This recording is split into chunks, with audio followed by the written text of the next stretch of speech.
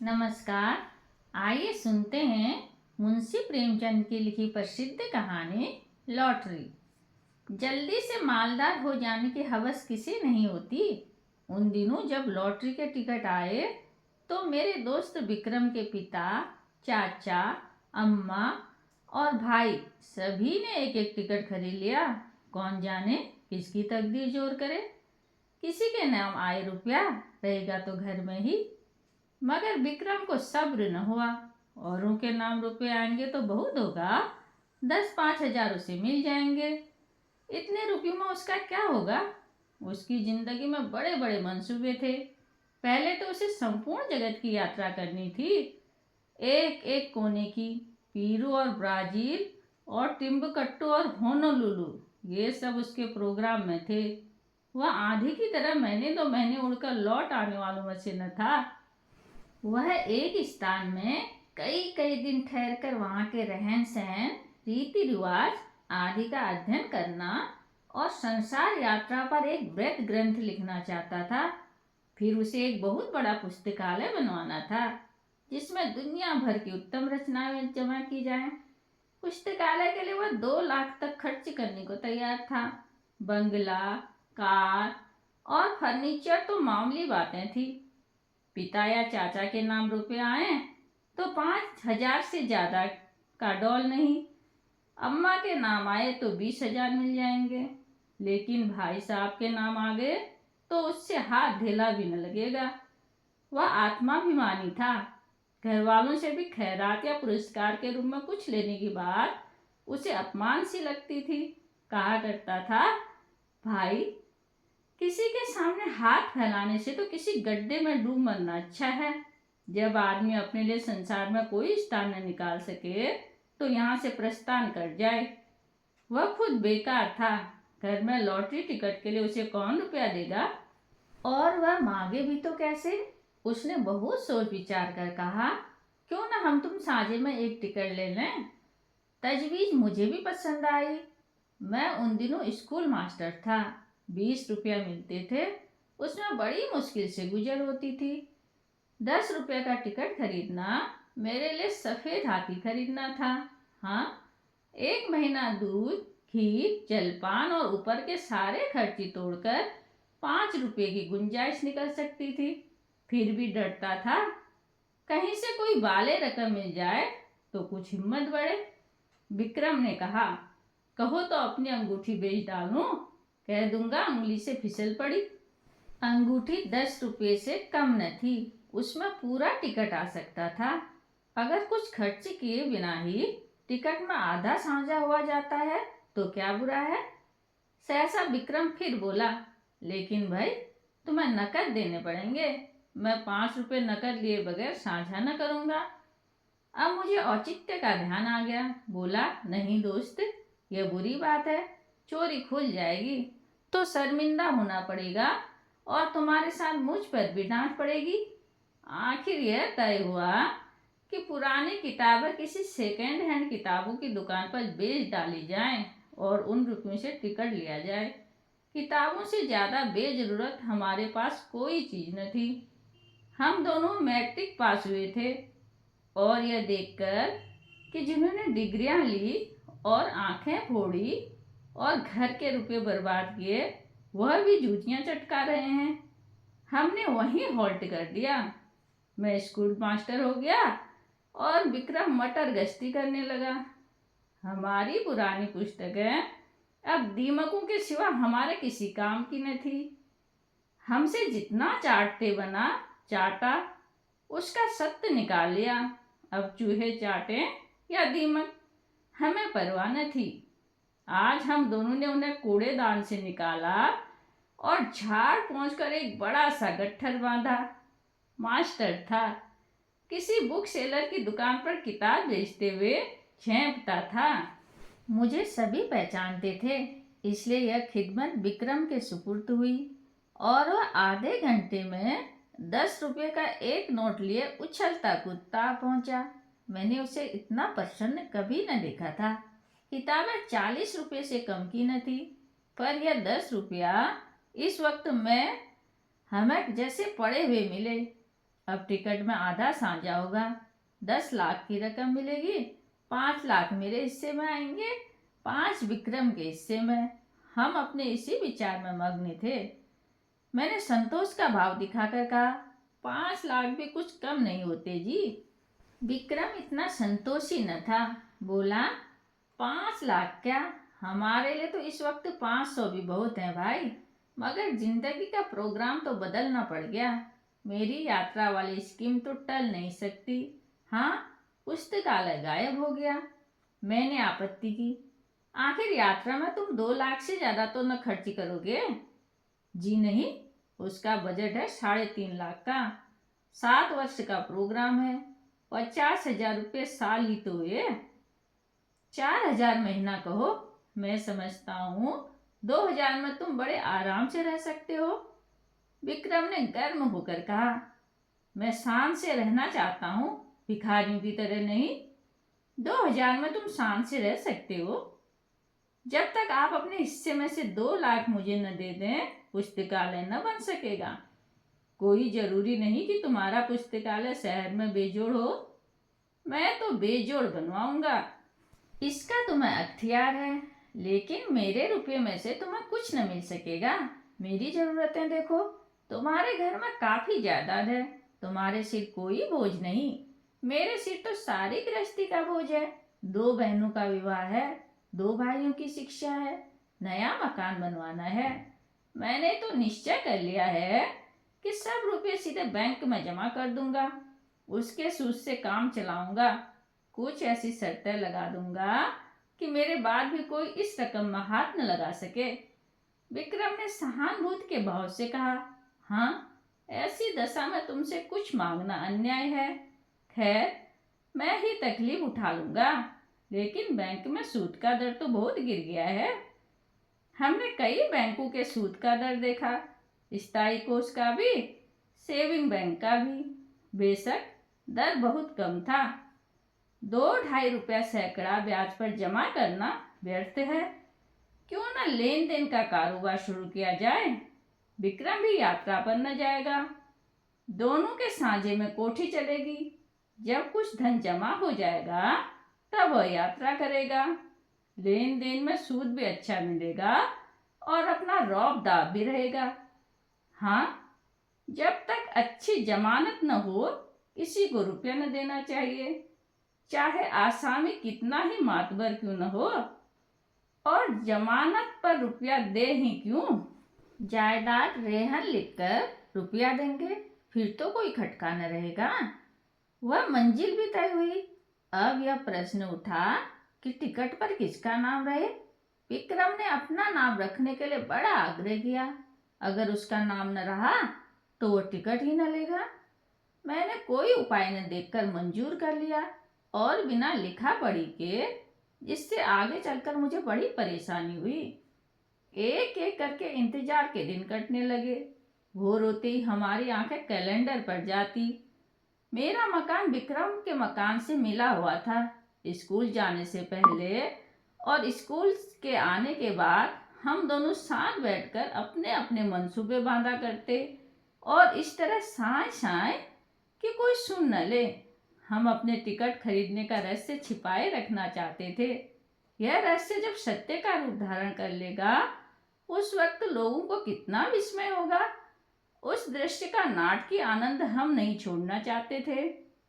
एक दिन बातों बातों में विवाह का जिक्र आ गया। विक्रम ने दार्शनिक गंभीरता से कहा, भाई, शादी वादी का जंजाल तो मैं नहीं पालना चाहता। व्यर्थ ही चिंता और हाय हाय, पत्नी की नाच नखरेदारी में बहुत से रुपए उड़ जाएंगे। मैंने इसका विरोध किया।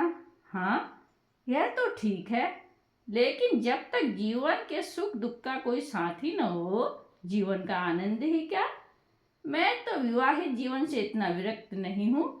हाँ, साथी ऐसा चाहता हूँ जो अंत तक साथ रहे, और ऐसा साथी पत्नी के सिवा दूसरा नहीं हो सकता। विक्रम जरूरत से ज्यादा तुनक मिजाजी से बोला, खैर, अपना अपना दृष्टिकोण है। आपको बीबी मुबारक, और कुत्तों की तरह उसके पीछे पीछे चलना और बच्चों को संसार की सबसे बड़ी विभूति और ईश्वर की सबसे बड़ी दया समझना मुबारक। बंदा तो आजाद रहेगा, अपने मजे से जहाँ चाहे गए और जब चाहा उड़ गए और जब चाहा घर आ गए। यह नहीं कि हर वक्त एक चौकीदार अपने सिर पर सवार हो। जरा सी देर हुई घर आने में और फौरन जवाब तलब हुआ, कहाँ थे अब तलक? आप कहीं बाहर निकले और फौरन सवाल हुआ, कहाँ जाते हो? और कहीं दुर्भाग्य से पत्नी जी भी साथ हो गई, तब तो डूब मरने के सिवा आपके लिए कोई मार्ग नहीं रह जाता। भैया, मुझे आपसे जरा भी सहानुभूति नहीं। बच्चे को जरा सा जुकाम हुआ और आप बेतहाशा दौड़े जा रहे हैं होम्योपैथिक डॉक्टर के पास। जरा उम्र खिसकी और लौंडे मारने लगे कि आप प्रस्थान करें और वह गुलछर्रे उड़ाएं। मौका मिला तो आपको जहर खिला दिया और मशहूर किया कि आपको काला हो गया था। मैं इस जंजाल में नहीं पड़ता। कुंती आ गई। वह विक्रम की छोटी बहन थी, कोई 11 साल की, छठे में पढ़ती थी और बराबर फेल होती थी। बड़ी चिबिल्ली, बड़ी शौक। इतने धमाके के साथ द्वार खोला कि हम दोनों चौंक कर उठ खड़े हुए। विक्रम बिगड़ कर कहा, तू बड़ी शैतान है कुंती, किसने तुम्हें बुलाया यहाँ? कुंती ने खुफिया पुलिस की तरह कमरे में नजर दौड़ा कर कहा, तुम लोग हरदम यहाँ किवाड़ बंद किए क्या बातें क्या करते हो? जब देखो यहीं बैठे रहते हो, न कहीं घूमने जाते हो न तमाशा देखने। कोई जादू मंत्र जगाते होंगे। विक्रम ने उसकी गर्दन पकड़कर हिलाते हुए कहा, हाँ, एक मंत्र जगा रहे हैं जिसमें तुझे ऐसा दूल्हा मिले जो रोज गिनकर 5 हंटर जमाए सड़ासड़। कुंती उसकी पीठ पर बैठकर बोली, मैं ऐसे दूल्हे से ब्याह करूंगी जो मेरे सामने खड़ा मुंह छिलाता रहेगा। मैं मिठाई के दोने फेंक दूंगी और वह चाटेगा। जरा भी चीज चापड़ करेगा तो कान गर्म कर दूंगी। अम्मा को लॉटरी के रुपए मिलेंगे तो 50,000 मुझे दे देंगी। बस चैन करूंगी। मैं दोनों वक्त ठाकुर जी से अम्मा के लिए प्रार्थना करती हूँ। अम्मा कहती है, कुंवारी लड़कियों की दुआ कभी निष्फल नहीं होती। मेरा मन तो कहता है अम्मा को जरूर रुपए मिलेंगे। मुझे याद आया, एक बार मैं अपने ननिहाल देहात में गया था तो सूखा पड़ा हुआ था। भादों का महीना आ गया था मगर पानी की बूंद नहीं। तब लोगों ने चंदा करके गांव की सब कुंवारी लड़कियों की दावत की थी और उनके तीसरे ही दिन मूसलाधार वर्षा हुई थी। अवश्य ही कुंवारियों की दुआ में असर होता है। मैंने विक्रम को अर्थपूर्ण आंखों से देखा। विक्रम ने मुझे। आंखों ही आंखों में हमने सलाह कर ली और निश्चय भी कर लिया।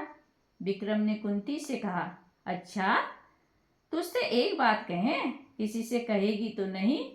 नहीं, तू तो बड़ी अच्छी लड़की है, किसी से न कहेगी। मैं आपकी तुझे खूब पढ़ाऊंगा और पास करा दूंगा। बात यह है कि हम दोनों ने भी लॉटरी का टिकट लिया है। हम लोगों के लिए भी ईश्वर से प्रार्थना किया कर, अगर हमें रुपये मिले तो तेरे लिए अच्छे अच्छे गहने बनवा देंगे। सच। कुंती को विश्वास न आया। हमने कसमें खाई, वो नखरे करने लगी। जब हमने उसे सिर से पांव तक सोने हीरे से मढ़ देने की प्रतिज्ञा की, तब वो हमारे लिए दुआ करने को राजी हुई। लेकिन उसके पेट में मनो मिठाई पच सकती थी, वह जरा सी बात न पची, सीधे अंदर भागी और एक क्षण में सारे घर में खबर फैल गई। अब जिसे देखिए विक्रम को डांट रहा है, अम्मा भी, चाची भी, पिता भी, केवल विक्रम की शुभकामना के या और किसी बात से। कोई जाने बैठे बैठे तुम्हें हिमाकत की सूझती है। रुपया लेकर पानी में फेंक दिए। घर में इतने आदमियों ने तो टिकट लिया ही था, तुम्हें लेने की क्या जरूरत थी? क्या तुम्हें उनमें से कुछ न मिलते? और तुम भी मास्टर साहब बिल्कुल गूंगा हो। लड़के को अच्छी बातें क्या सिखाओगे, उसे और चौपट किए डालते हो। विक्रम तो लाडला बेटा था, उसे और क्या कहते। कहीं रूठकर 1-2 दिन खाना न खाए तो आफत आ जाए। मुझ पर सारा गुस्सा उतरा। उनकी सोबत में लड़का बिगड़ जाता है। पर उपदेश कुशल बहु तेरे वाली कहावत मेरी आंखों के सामने थी। मुझे बचपन की एक घटना याद आई। होली का दिन था। शराब की एक बोतल मंगवाई गई थी। मेरे मामू साहब उन दिनों आए हुए थे। मैंने चुपके से कोठरी में जाकर गिलास में एक घूंट शराब डाली और पी गया।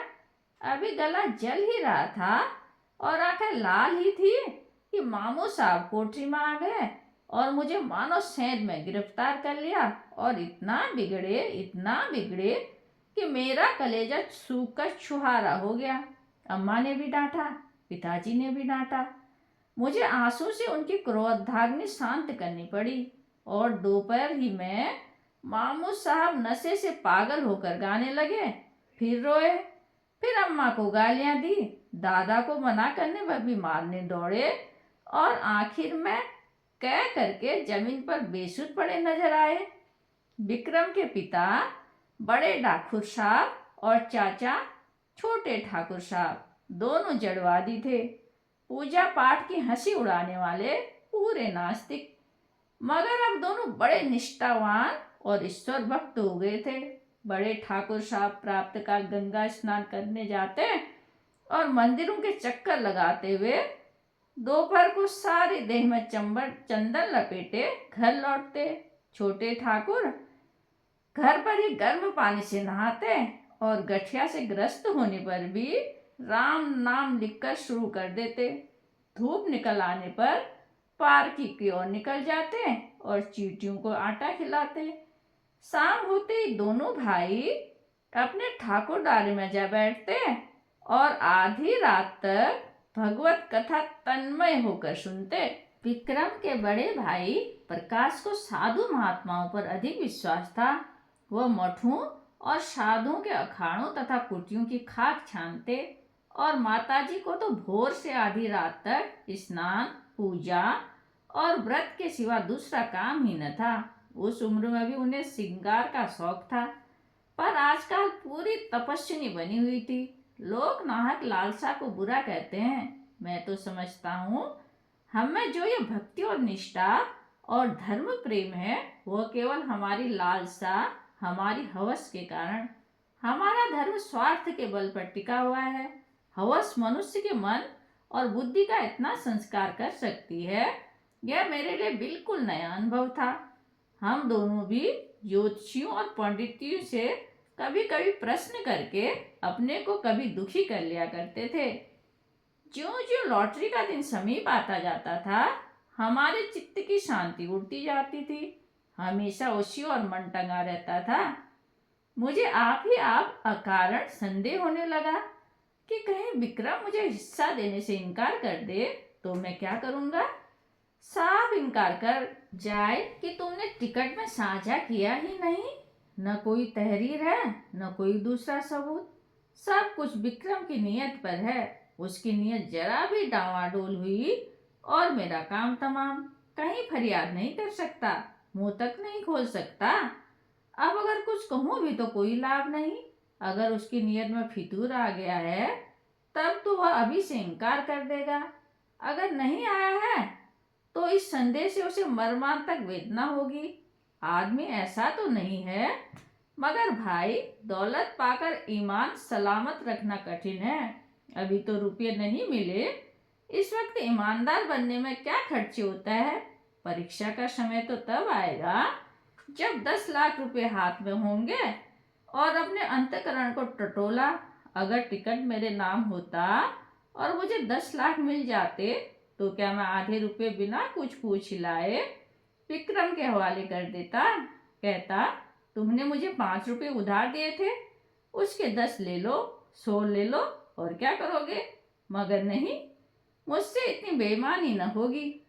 दूसरे दिन हम दोनों अखबार देख रहे थे कि सहसा विक्रम ने कहा, कहीं हमारा टिकट निकल आए तो मुझे अफसोस होगा कि नाहक तुमसे साझा किया। वह सरल भाव से मुस्कुराया, मगर यह थी उसकी आत्मा की झलक जिसे वह मजाक के आड़ में छिपाना चाहता था। मैंने चौंक कर कहा, सच? लेकिन इसी तरह मुझे भी तो अफसोस हो सकता है। लेकिन टिकट तो मेरे नाम का है। अच्छा, मान लो मैं तुम्हारे साझे से इनकार कर जाऊं। मेरा खून सर्द हो गया, आंखों के सामने अंधेरा छा गया। मैं तुम्हें इतना बदनीयत नहीं समझता था, मगर है बहुत संभव। 5 लाख, सोचो, दिमाग चकरा जाता है। तो भाई, अभी कुशल है, लिखा पढ़ी कर लो, यह संशय रहे ही क्यों। विक्रम ने हंसकर कहा, तुम बड़े शक्की हो यार। मैं तुम्हारी परीक्षा ले रहा था, भला ऐसा कहीं हो सकता है। 5 लाख क्या, 5 करोड़ भी हो, तब भी ईश्वर चाहेगा तो नियत में फर्क न आने दूंगा। किंतु मुझे उसके इस आश्वासनों पर बिल्कुल विश्वास न आया। मन में एक संशय बैठ गया। मैंने कहा, यह तो मैं जानता हूँ तुम्हारी नियत कभी विचलित नहीं हो सकती, पर लिखा पढ़ी कर लेने में क्या हर्ज है। फिजूल ही सही तो पक्के कागज पर लिखना पड़ेगा। 10 लाख की कोर्ट फीस ही 7,500 हो जाएगी। किस भ्रम में हैं आप। मैंने सोचा, भला से सादी लिखा पढ़ी के बल पर कानूनी कार्रवाई न कर सकूंगा, पर उन्हें लज्जित करने का, इन्हें जलील करने का, इन्हें सबके सामने बेईमान सिद्ध करने का अवसर तो मेरे हाथ आएगा। और दुनिया में बदनामी का भय न हो तो आदमी न जाने क्या करे। अपमान का भय कानून के भय से किसी तरह कम क्रियाशील नहीं होता। बोला, मुझे सादे कागज पर ही विश्वास हो जाएगा। विक्रम ने लापरवाही से कहा, जिस कागज का कोई कानूनी महत्व नहीं, उसे लिखकर क्यों समय नष्ट करें। मुझे निश्चय हो गया कि विक्रम की नीयत में अभी से फर्क आ गया। नहीं तो सादा कागज लिखने में क्या बाधा हो सकती है। बिगड़ कर कहा, तुम्हारी नीयत तो अभी से खराब हो गई है। उसने निर्लज्जता से कहा, तो क्या तुम साबित करना चाहते हो कि ऐसी दशा में तुम्हारी नीयत न बदलती है। मेरी नीयत इतनी कमजोर नहीं है। रहने भी दो, बड़े नियत वाले अच्छे अच्छों को देखा है। तुम्हें इसी वक्त लेखबद्ध होना पड़ेगा। मुझे तुम पर विश्वास नहीं रहा। अगर तुम्हें मुझ पर विश्वास नहीं तो मैं भी नहीं लिखता। तो क्या तुम समझते हो तुम मेरे रुपए हजम कर जाओगे। किसके रुपए और कैसे रुपए। मैं कहे देता हूँ विक्रम, हमारी दोस्ती का ही अंत हो जाएगा, बल्कि इससे कई भयंकर परिणाम होंगे। हिंसा की एक ज्वाला सी मेरे अंदर दहक उठी। सहसा दीवान खाने में झड़प की आवाज सुनकर मेरा ध्यान उधर चला गया, जहां दोनों ठाकुर बैठा करते थे। उनमें ऐसी मैत्री थी जो आदर्श भाइयों में हो सकती थी। राम और लक्ष्मण में भी इतनी ही रही होगी। झड़प की तो बात ही क्या, मैंने उनमें कभी विवाद होते भी न सुना था। बड़े ठाकुर जो कह दे वो छोटे ठाकुर के लिए कानून था, और छोटे ठाकुर की इच्छा देखकर ही बड़े ठाकुर कोई बात कहते थे। हम दोनों को आश्चर्य हुआ। दीवान खाने के द्वार पर जाकर खड़े हो गए। दोनों भाई अपनी अपनी कुर्सियों से उठकर खड़े हो गए थे। एक एक कदम आगे भी बढ़ गए थे। आंखें लाल, मुख विकृत, त्योरियां चढ़ी हुई, मुट्ठियां बंधी हुई। मालूम होता था बस हाथापाई हुआ ही चाहती है। छोटे ठाकुर ने हमें देखकर पीछे हटते हुए कहा, समृद्ध परिवार में जो कुछ भी और कहीं से भी और किसी के नाम से भी आए, वह सबका है बराबर। बड़े ठाकुर ने विक्रम को देखकर एक कदम और आगे बढ़ाया। हरगिज नहीं, अगर मैं कोई जुर्म करूं तो मैं पकड़ा जाऊंगा, सम्मिलित परिवार नहीं। मुझे सजा मिलेगी, सम्मिलित परिवार को नहीं। यह वैयक्तिक प्रश्न है, इसका फैसला अदालत से होगा। शौक से अदालत जाइए। अगर मेरे लड़के, मेरी बीवी या मेरे नाम लॉटरी मिली तो आपका उससे कोई संबंध न होगा। उसी तरह जैसे आपके नाम लॉटरी निकले तो मुझसे, मेरी बीवी से या मेरे लड़के से उसका कोई संबंध न होगा। अगर मैं जानता कि आपकी ऐसी नीयत है तो मैं भी बीवी बच्चों के नाम से टिकट ले सकता था। यह आपकी गलती है, इसलिए कि मुझे विश्वास था आप भाई हैं। यह जुआ है, आपको समझ लेना चाहिए था। जुए की हार जीत का खानदान पर कोई असर नहीं पड़ सकता। अगर आप कल को 10-5 हजार रेस में हार आए तो खानदान उसका जिम्मेदार न होगा, मगर भाई का हक दबाकर आप सुखी नहीं रह सकते। आप न ब्रह्मा है न कोई महात्मा। विक्रम की माता ने सुना कि दोनों भाई में ठनी हुई है और मल्ल युद्ध हुआ चाहता है, तो दौड़ी हुई बाहर आई और दोनों को समझाने लगी। छोटे ठाकुर ने बिगड़ कर कहा, आप मुझे क्या समझाती हैं, इन्हें समझाइए। जो 4-4 टिकट लिए हुए बैठे हैं, मेरे पास क्या है, एक टिकट, इसका क्या भरोसा। मेरी अपेक्षा जिन्हें रुपया मिलने का चौगुना चांस है, उनकी नीयत बिगड़ जाए तो लज्जा और दुख की बात है। ठकुराई ने देवर को दिलासा देते हुए कहा, अच्छा, मेरे रुपये में से आधे तुम्हारे, अब तो खुश हो। बड़े ठाकुर ने बीवी की जबान पकड़ी, क्यों आधे ले लेंगे, मैं एक धेला भी न दूंगा। हम मुरोवत और सहृदयता से काम लें, फिर भी उन्हें 5वें हिस्से से ज्यादा किसी तरह न मिलेगा। आधे का दावा किस नियम से हो सकता है, न बौद्धिक, न धार्मिक, न नैतिक। छोटे ठाकुर ने खिसिया कर कहा, सारी दुनिया का कानून आप ही तो जानते हैं। जानते ही हैं, 30 साल तक वकालत नहीं की है। यह वकालत निकल जाएगी जब आपके सामने कलकत्ते का बैरिस्टर खड़ा कर दूंगा।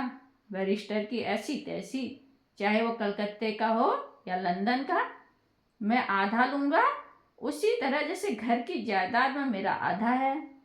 इतने में विक्रम के बड़े भाई साहब सिर और हाथ में पट्टी बांधे लगड़ाते हुए कपड़ों पर ताजा खून के दाग लगाए प्रसन्न मुस्कुराकर एक आराम कुर्सी पर गिर पड़े।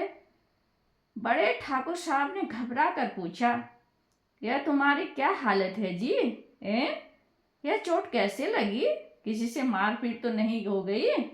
प्रकाश ने कुर्सी पर लेटकर एक बार कराहा, फिर मुस्कुरा कर बोले, जी कोई बात नहीं, ऐसी कुछ बहुत चोट नहीं लगी। कैसे कहते हो कि चोट नहीं लगी, सारा हाथ और सिर सूज गया है, कपड़े खून से तर है, यह मामला क्या है, कोई मोटर दुर्घटना तो नहीं हो गई। बहुत मामूली चोट है साहब, 2-4 दिन में अच्छी हो जाएगी, घबराने की कोई बात नहीं। प्रकाश के मुख पर आशापूर्ण शांत मुस्कान थी। क्रोध, लज्जा या प्रतिशोध की भावना का नाम भी न था। बड़े ठाकुर ने व्यग्र होकर पूछा, लेकिन हुआ क्या, यह क्यों नहीं बतलाते, किसी से मारपीट हुई हो तो थाने में रिपोर्ट करवा दूं। प्रकाश ने हल्के मन से कहा, मारपीट किसी से नहीं हुई साहब, बात यह है कि मैं जरा झक्कड़ बाबा के पास चला गया था। आप तो जानते हैं, वह आदमियों की सूरत से भागते हैं और पत्थर लेकर मारने दौड़ते हैं। जो डर कर भागा वह गया, जो पत्थर की चोटें खाकर भी उनके पीछे लगा रहा वह पारस हो गया। वह यही परीक्षा लेते हैं। आज मैं वहां पहुंचा तो कोई 50 आदमी जमा थे, कोई मिठाई लिए, कोई बहुमूल्य भेंट लिए, कोई कपड़ों का थान लिए। झक्कड़ बाबा ध्यानावस्था में बैठे थे। एकाएक उन्होंने आंखें खोली और यह जन समूह देखा तो कई पत्थर चुनकर उनके पीछे दौड़े। फिर क्या था, भगदड़ मच गई, लोग गिरते पड़ते भागे, हुर्र हो गए, एक भी न टिका। अकेला मैं घंटा घर की तरह डटा रहा। बस उन्होंने पत्थर चला ही तो दिया। पहला निशाना सिर में लगा, उनका निशाना अचूक पड़ता है, खोपड़ी भन्ना गई, खून की धार बहने चली, लेकिन मैं हिला नहीं। फिर बाबा जी ने दूसरा पत्थर फेंका, वह हाथ में लगा, मैं गिर पड़ा और बेहोश हो गया। जब होश आया तो वहां सन्नाटा था, बाबा जी गायब हो जा गए थे। अंतर ध्यान हो जाया करते हैं, किसे पुकारूं, किससे सवारी लाने को कहूं। मारे दर्द के हाथ कटा पड़ता था और सिर से अभी तक खून जारी था। किसी तरह उठा और सीधा डॉक्टर के पास गया। उन्होंने देखकर कहा, हड्डी टूट गई है और पट्टी बांध दी, गर्म पानी से सेकने को कहा है, शाम को फिर आएंगे। मगर चोट लगी तो लगी, अब लॉटरी मेरे नाम आई धरी है, यह निश्चित है। ऐसा कभी नहीं हुआ कि झक्कड़ बाबा की मार खाकर कोई नामुराद रह गया हो। मैं तो बस सबसे पहले बाबा की कुटी बनवा दूंगा। बड़े ठाकुर साहब के मुख पर संतोष की झलक दिखाई दी, फौरन पलंग बिछ गया। प्रकाश उस पर लेटे। ठकुराइन पंखा झलने लगी। उनका भी मुख प्रसन्न था। इतनी चोट खाकर 10 लाख पा जाना कोई बुरा सौदा न था। छोटे ठाकुर के पेट में चूहे दौड़ रहे थे। यूं ही बड़े ठाकुर भोजन करने गए और ठकुराइन भी प्रकाश के लिए भोजन का प्रबंध करने गई। त्यों ही छोटे ठाकुर ने प्रकाश से पूछा, क्या बहुत जोर से मारते हैं? जोर से तो क्या मारते होंगे? प्रकाश ने उनका आशय समझकर कहा, अरे पत्थर नहीं मारते, बम गोला मारते हैं। देव सा डील डॉल है और बलवान इतने हैं कि एक घूंसे में शेर का काम तमाम कर देते हैं। कोई ऐसा वैसा आदमी हो तो एक पत्थर में टें हो जाए। कितने ही तो मर गए, मगर आज तक झक्कड़ बाबा पर मुकदमा नहीं चला और 2-4 पत्थर मारकर ही नहीं रह जाते जब तक आप गिर न पड़े और बेहोश न हो जाएं। वो मारते ही जाएंगे, मगर रहस्य यही है कि आप जितना ज़्यादा चोट खाएंगे उतने ही अपने उद्देश्य के निकट पहुंचेंगे। प्रकाश से ऐसे रोए खड़े देने वाला चित्र खींचा कि छोटे ठाकुर साहब थर्रा उठे। पत्थर खाने की हिम्मत न पड़ी। आखिर भाग्य के निपटारे का दिन आया। जुलाई की 20वीं तारीख, कल की रात। हम प्रातःकाल उठे तो जैसे एक नशा चढ़ा हुआ था, आशा, भय और दंड का। दोनों ठाकुरों ने घड़ी रात रहे स्नान कर लिया और मंदिर में बैठे पूजन कर रहे थे। आज मेरे मन में श्रद्धा जागी। मंदिर में जाकर मन ही मन ठाकुर जी की स्तुति करने लगा। अनाथों के नाथ, तुम्हारी कृपा दृष्टि क्या हमारे ऊपर न होगी? तुम्हें क्या मालूम नहीं हमने कितनी मुश्किल से टिकट खरीदे हैं? तुम अंतर्यामी हो। संसार में सबसे ज्यादा तुम्हारी दया कौन डिजर्व करता है? विक्रम सूट बूट पहने मंदिर के द्वार पर आया। मुझे इशारे से बुलाकर इतना कहा, मैं डाक खाने जाता हूँ, और हवा हो गया। जरा देर में प्रकाश मिठाई की थाली वे घर से निकले और मंदिर के द्वार पर खड़े कंगालों को बांटने लगे, जिनकी एक भीड़ जमा हो गई थी। और दोनों ठाकुर भगवान के चरणों में लौ लगाए हुए थे, सिर झुकाए, आंखें बंद, अनुराग में डूबे हुए। बड़े ठाकुर ने सिर उठाकर पुजारी की ओर देखा और बोले, भगवान तो बड़े भक्त वत्सल हैं, क्यों पुजारी जी? पुजारी ने समर्थन किया, हाँ सरकार, भक्तों की रक्षा के लिए तो क्षीर सागर से दौड़े और गज को ग्रास के मुख से बचाया। एक क्षण के बाद छोटे ठाकुर ने सिर उठाया और पुजारी जी से बोले, क्यों पुजारी जी?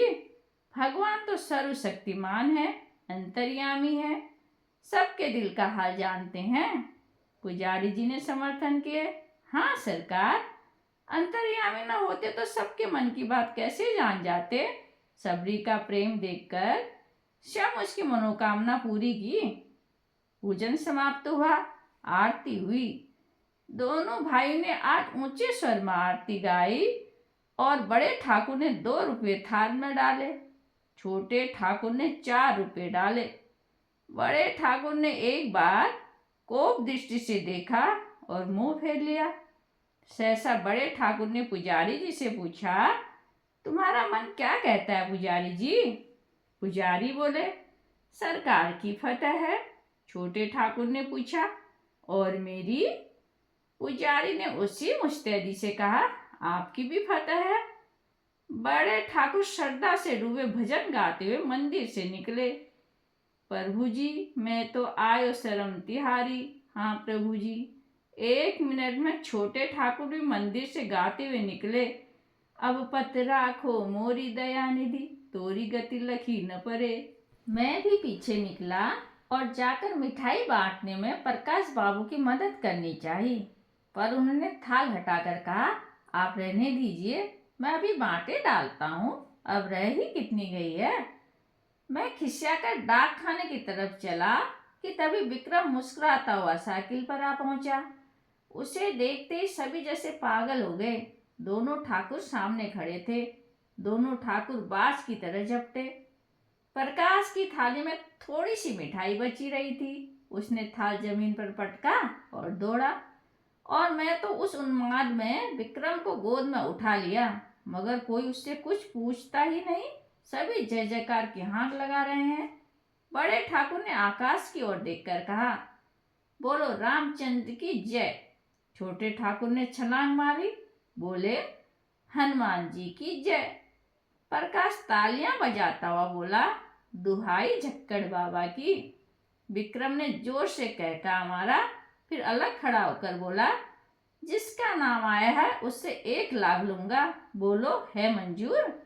बड़े ठाकुर ने उसका हाथ पकड़ा, पहले बता तो ना, यूं ही नहीं बताता। छोटे ठाकुर बिगड़े, बताने के लिए 1 लाख, शाबाश। प्रकाश ने त्योरियां चढ़ाई, क्या डाकखाना हमने देखा नहीं है? अच्छा, तो अपना नाम सुनने के लिए तैयार हो जाओ। सभी लोग फौजी अटेंशन की दशा में निश्चल खड़े हो गए। होश आवाज ठीक रखना। सभी पूर्ण सचेत हो गए। अच्छा, तो सुनिए कान खोलकर, इस शहर का सफाया है। इस शहर का ही नहीं, संपूर्ण भारत का सफाया है। अमेरिका के एक हफ्सी का नाम आया। बड़े ठाकुर झल्लाए, झूठ झूठ, बिल्कुल झूठ। छोटे ठाकुर ने पैंतरा बदला, कभी नहीं। 3 महीने की तपस्या यूं ही नहीं, वाह।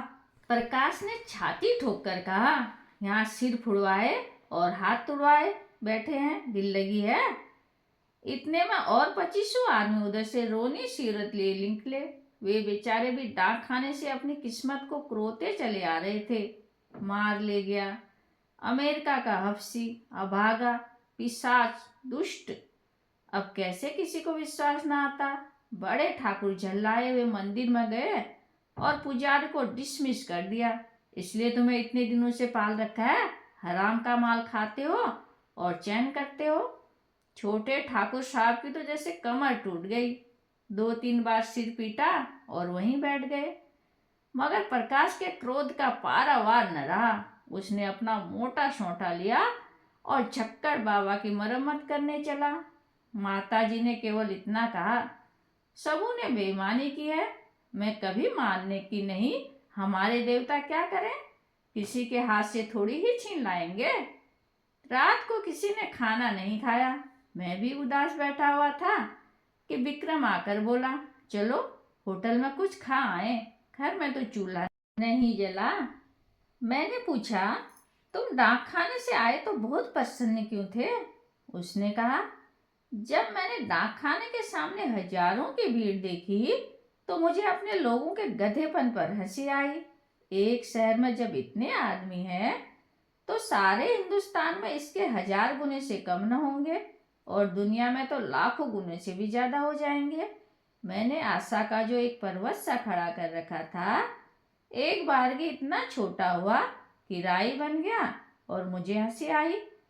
जैसे कोई दानी पुरुष छटांग भर अन्न हाथ में लेकर 1 लाख आदमियों को न्योता दे बैठे और यहाँ हमारे घर का एक एक आदमी समझ रहा है कि मैं भी हंसा।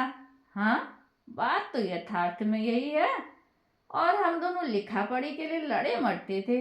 मगर सच बताना, तुम्हारी नीयत खराब हुई थी कि नहीं? विक्रम मुस्कुरा कर बोला, क्या करोगे पूछकर, पर्दा ढका रहने दो। धन्यवाद।